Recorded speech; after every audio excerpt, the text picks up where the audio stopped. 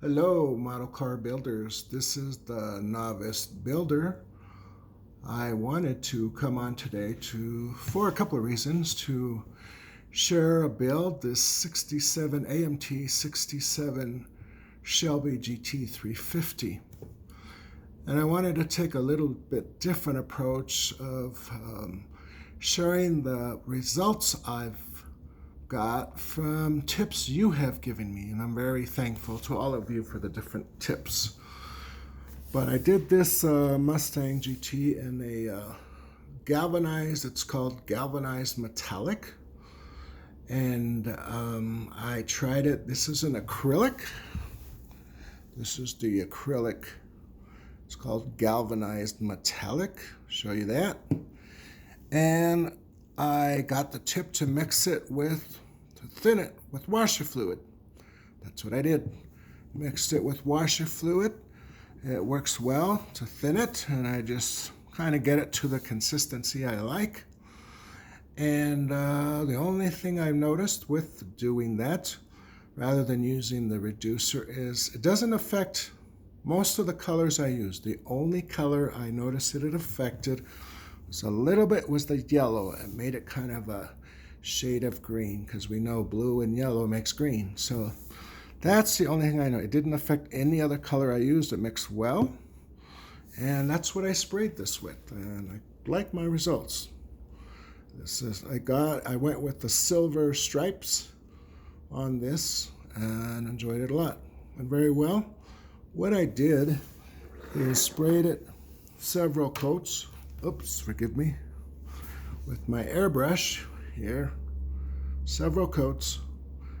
And then when I got to the very last of the paint, of the acrylic paint, towards the end, which just about emptied out, I added right into the cup a little bit of Future Floor Wax or Pledge, which I have right here. Added the Pledge and mixed it right in the cup with just a little bit of paint that was left, and then did several coats of that Future Floor Wax right over that, and it smoothed out nicely. It's self-evening, smoothed out nicely.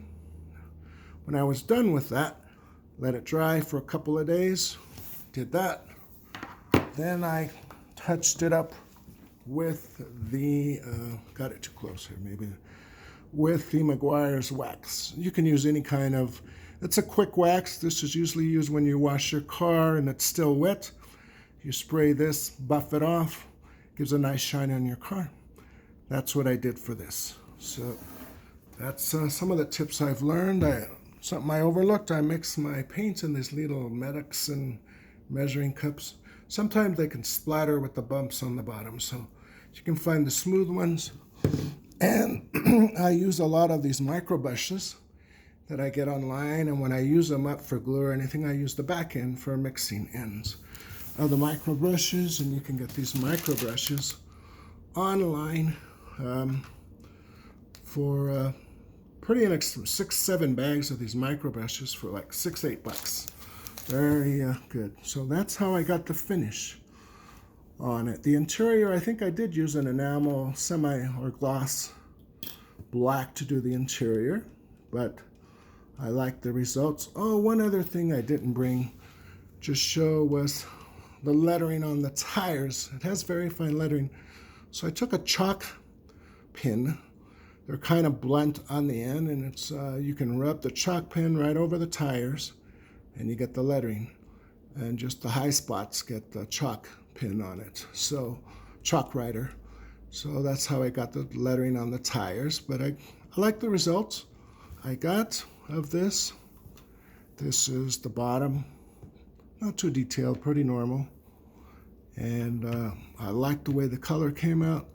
Another thing, let me show you real quick here. If you look close, you can see the black valve covers and the ridging on the motor.